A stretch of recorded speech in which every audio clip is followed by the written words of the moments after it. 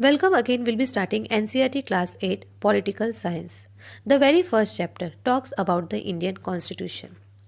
Before we start understanding what is Constitution, let's understand why there is a need to study Constitution or why the requirement of need to frame a Constitution.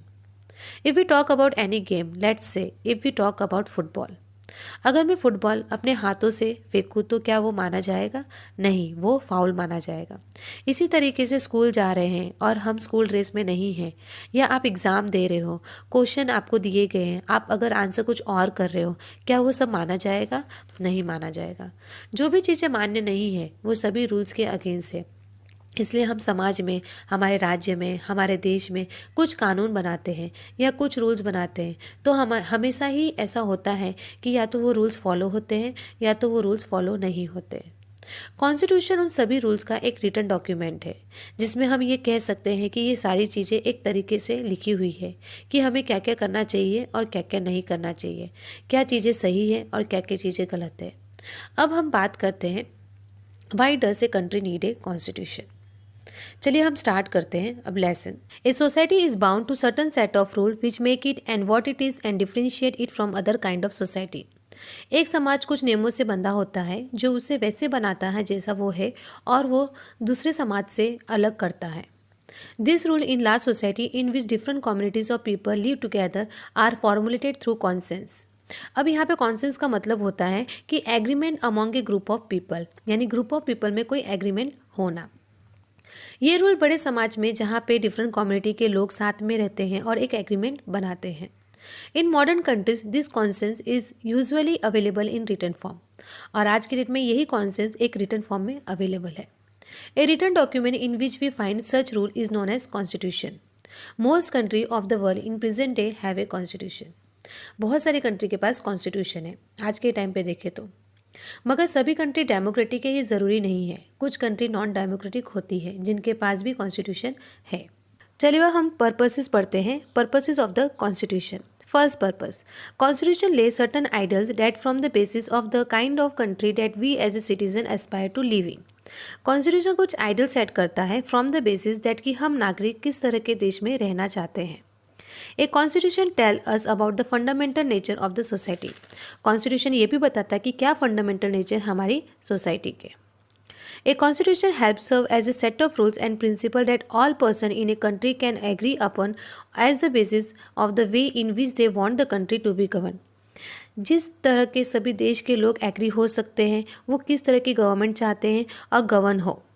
This include the type of government and also an agreement on certain ideal that they believe the country should uphold। जिसमें type of government भी हो सकता है और कुछ idols भी हो सकता है। जैसे हम एग्जांपल लेते हैं नेपाल कंट्री का। Principle and ideals of a monarchy are quite different from those of a democracy.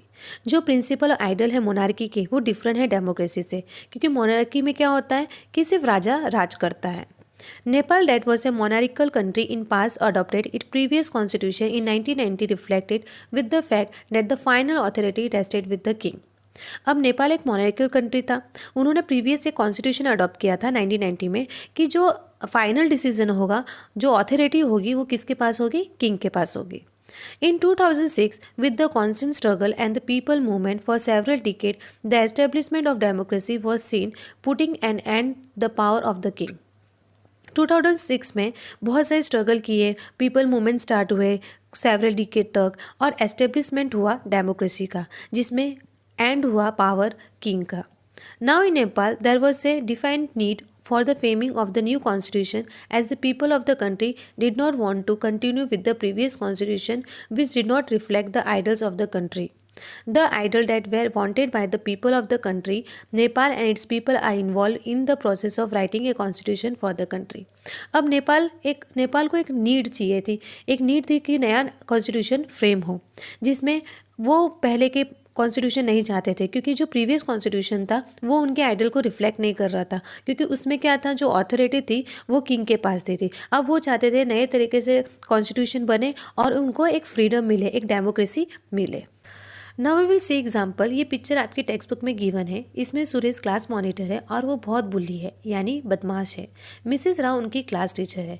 कुछ अर्जेंट वर्क से मिसेस राव को क्लास लीव करना पड़ा, तो उन्होंने सुरेश को क्लास माइंड करने बोला।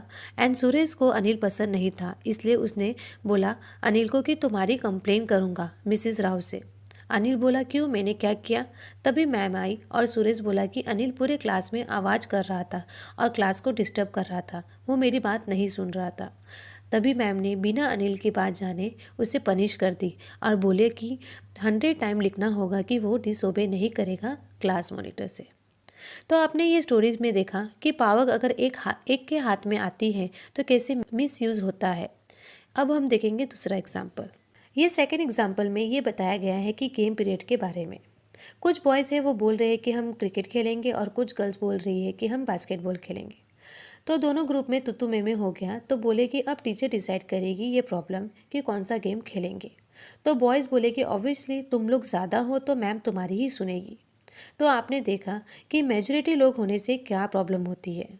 मेजॉरिटी का मतलब होता है largest number of group of people, और वही माइनॉरिटी का मतलब होता है कि small group of people who are different race और रिलीजन।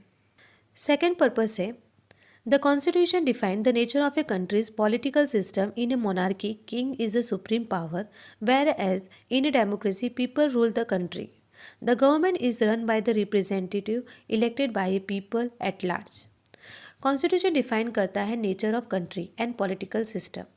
मोनार्की में जहाँ किंग के पास सुप्रीम पावर होता है, वहीं डेमोक्रेसी में लोग रूल करते हैं कंट्री को, जहाँ लोग चूज करते हैं अपने रिप्रेजेंटेटिव को जो रन करे गवर्नमेंट को। The constitution also prescribe rules that guard against misuse of power by the leaders. In India such provision have been made in the section of fundamental right. Constitution protect करता है कि कोई भी leader अपने power का misuse ना करे, और ऐसे प्रोविज़न बनाए गए हैं सेक्शन ऑफ फंडामेंटल राइट्स में। की feature of the Indian constitution. It carries the struggle that was faced under the British, the dreams that how free India would be. जब ब्रिटिश लोग रूल कर रहे थे हमारे पे, बहुत सारी स्ट्रगल हुई फ्रीडम के लिए, और एक ड्रीम था कि कैसे होगा अगर इंडिया फ्री हुआ तो। The authoritarian rule under the colonial rule convinced the India that the free India should be democracy in which everyone should be treated equal and allowed to participate in government. Colonial का मतलब होता है कि कोई दूसरी country राज करे किसी country पे। कॉलोनियल रूल ने कन्विंस किया कि India should be free democracy country होनी चाहिए, जिसमें सभी को इक्वल राइट मिले, सबको इक्वल ट्रीट किया जाए और सभी को पार्टिसिपेट करने का मौका मिले।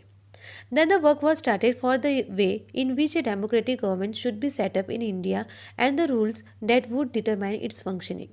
वर्क स्टार्ट हो गया था कैसे इंडिया को डेमोक्रेटिक गवर्नमेंट सेटअप करे और कौन से रूल्स लाने चाहिए और कैसे फंक्शन डिटरमाइन करे।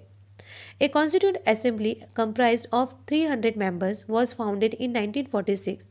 They met periodically for next 3 years for the purpose of writing the Indian Constitution. Constitution assembly में 300 मेंबर थे और ये स्टार्ट 1946 में हो गया, और पीरियडिकली 3 साल तक ये मीटिंग हुई और लिखा गया constitution. Various issues were kept in mind while the framing up of the constitution for the country that was made up of several community and that comprised of several different language speakers. The people belonged to different religion and had different cultural. Constitution assembly में बहुत सारे ऐसे issue को ध्यान में रखा गया, frame किया गया कॉन्स्टिट्यूशन को, जैसे बहुत सारी कम्युनिटी थी जो डिफरेंट लैंग्वेज के थे और डिफरेंट रिलीजन के थे और डिफरेंट कल्चर से बिलोंग करते थे। The constitute assembly drafted the Indian constitution by giving this country A visionary document that reflect respect and maintain diversity while preserving national unity. Constitution assembly में draft हुआ Indian constitution, एक visionary document prepare हुआ जो reflect किया गया respect और maintain किया गया सभी डाइवर्सिटी को, जो प्रिजर्व किया गया हमारे नेशनल यूनिटी को। अब हम पढ़ेंगे main feature of the Indian constitution. The Indian constitution has several number of features that are features of the Indian constitution: federation, parliamentary form of government, separation of power. सबसे पहले पढ़ेंगे हम federation के बारे में। फेडरलिज्म का मतलब क्या होता है? ये होता है कि सिस्टम ऑफ गवर्नमेंट जिसमें पावर को डिवाइड किया गया है सेंट्रल अथॉरिटी में और वेरियस कॉन्स्टिट्यूट यूनिट्स में। In India the government is a 3 tyre government. आपने देखा होगा इंडिया में 3 टाइप के गवर्नमेंट होते हैं, एक सेंट्रल लेवल होता है, एक स्टेट लेवल होता है, एक पंचायती राज होता है। Under federalism, the states are not merely agent of the federal government but draw their authority from the constitution as well. अब फेडरलिज्म में क्या होता है कि एक ही के पास पावर नहीं होता, ना ही एक ही कोई एजेंट होता है। जो अथॉरिटी जो पावर होती है वो डिवाइड हुई रहती है। अगर शॉर्ट में बोला जाए, the Indian constitution define the power of each government at each level and at every tyre, यानी जो गवर्नमेंट है वो पावर डिवाइड की गई है। ये चार्ट में आप देख सकते हो कि फेडरल गवर्नमेंट के जो लेवल है कैसे बांटे गए। 2 लेवल ऑफ गवर्नमेंट होते हैं, एक सेंट्रल गवर्नमेंट होता है और एक स्टेट गवर्नमेंट होता है। और जो गवर्नमेंट होती है उनमें पॉलिटिकल पावर शेयर हो जाती है बिटवीन सेंटर एंड स्टेट। फिर डिफरेंट टाइप के लॉ बनते हैं, सेंटर के लिए अलग और स्टेट के लिए अलग। और उसी तरह कॉन्स्टिट्यूशन एक लॉ बनाता है और एक बहुत रिजिड होता है। सेकेंड फीचर है parliamentary form of government. The Indian Constitution guarantees universal adult suffrage for all citizens as the at time of making the Constitution. Indian Constitution ये भी गारंटी करता है यूनिवर्सल अडल्ट सफरेज हो, यानी सभी को वोटिंग राइट हो, और वोटिंग राइट की एज क्या है 18 हो सभी के लिए। The member of Constituent Assembly felt that freedom struggle had prepared the masses of universal adult suffrage and that this would encourage a democratic mindset and break the cultures of traditional caste, class, gender, hierarchy. This means the people of India have a direct role in electing their representative. जो member constitute assembly में थे उनको लगा कि अगर equal voting right मिले सभी को तो कंट्री डेमोक्रेटिक हो सकती है, बन सकती है। उनमें एंकरेज करेंगे, लोगों का माइंडसेट चेंज होगा, भेदभाव दूर होंगे, कास्ट को लेके, कलर को लेके, जेंडर को लेके, अमीर गरीब को लेके, ये सब चीज़ें जो होगी वो हट जाएगी और सबको इक्वल राइट्स मिलेंगे और डायरेक्ट रोल प्ले कर सकते हैं electing their representative. Also, every citizen of the country, irrespective his or social background, can also contest in election. The representatives are accountable to the people.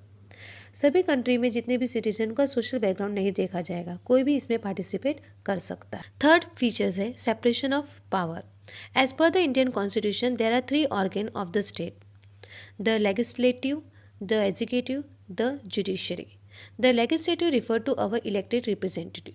जो legislative ये represent करता है कि जो हमने रिप्रेजेंटेटिव चुना है, हमने इलेक्ट करके चुना है, जिनको वोट दे के चुना है, वो लेजिस्लेटिव में रिप्रेजेंट होता है। The executive are the group of people who are responsible for the implementation of law and running of the government. Executive एक ग्रुप ऑफ पीपल होता है जो रिस्पॉन्सिबल होता है कि लॉ को इम्प्लीमेंट करना, कि कैसे, और गवर्नमेंट को चलाना। The constitution state that each of this organ should exercise different power. Constitution ये भी स्टेट करता है कि ये तीनों जो ऑर्गन है इनके डिफरेंट पावर होते हैं और डिफरेंट तरीके से वो चलते हैं। Each organ act as a check on the organ of the state and this ensure the balance of power between the 3 organ.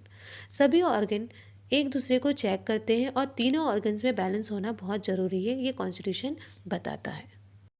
अब हमारा नेक्स्ट टॉपिक है fundamental rights. This section of the India constitution has often been referred to as the conscience. Conscience का मतलब कहा गया है अच्छा या बुरा। फंडामेंटल राइट को हमारा कॉन्शियंस कहा गया है। The fundamental right protect citizen against any arbitrary and absolute exercise of power by the state. Fundamental right citizen को बचाता है अगेंस्ट आर्बिट्रेरी, यानी कोई भी स्टेट अपनी मनमानी नहीं कर सकता, नहीं चला सकता।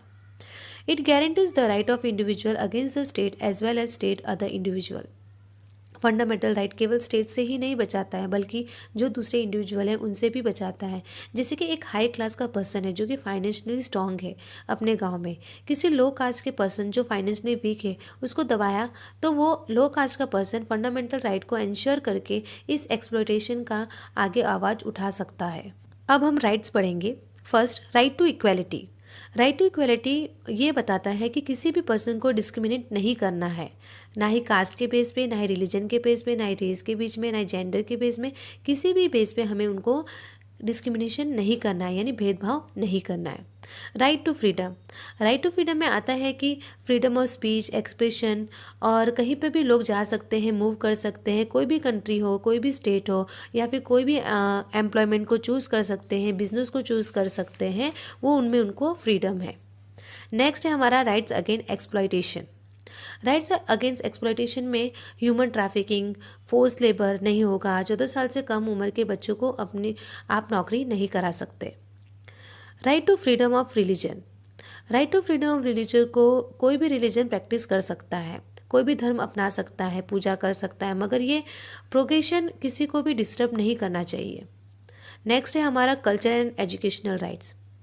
कल्चरल एंड एजुकेशनल राइट्स में माइनॉरिटीज़, रिलीजियस, लिंग्विस्टिक अपना खुद का एजुकेशनल इंस्टीट्यूशन बना सकते हैं ताकि अपने कल्चर को वो प्रिजर्व कर सके। नेक्स्ट है right to constitutional remedies. Constitutional remedies ये बोलता है कि अगर आपके फंडामेंटल वायलेट होते हैं तो आप कोर्ट जा सकते हैं, हाई कोर्ट जा सकते हैं या सीधा सुप्रीम कोर्ट भी जा सकते हैं। अब हमारा नेक्स्ट टॉपिक है secularism. A key feature of Indian Constitution defined that a secular state is one in which the state does not officially promote any one religion as a state religion. It plays a crucial role in laying out the ideals that we would like all citizens of the country to adhere to, including the representative that we elect to rule us. Secularism state है, मतलब हमारे state किसी भी official religion को promote नहीं करता है। आप बांग्लादेश को देख लीजिए और पाकिस्तान को देख लीजिए, उनका एक पर्टिकुलर रिलीजन है, मगर इंडिया के स्टेट का कोई रिलीजन नहीं है। इंडिया किसी भी एक रिलीजन को प्रमोट नहीं करता है। इंडिया सारे रिलीजन को इक्वल रखता है। कॉन्स्टिट्यूशन एक आइडल्स देता है सिटीज़न को, एक कंट्री में रहेंगे, हमारे इंडिया में रहेंगे, और वो आइडल्स भी जिसके हिसाब से हमारे लॉ मेकर यानी MP, MLA लॉ बनाएंगे, सबको इंस्ट्रक्शन दिया गया है हमारे कॉन्स्टिट्यूशन में। So this was the introduction about the Indian constitution. In upcoming lecture we will know more about new lesson. If you have any doubt, leave comments and do subscribe to our channel so that you are updated with recent videos. Have a very good day. Thank you.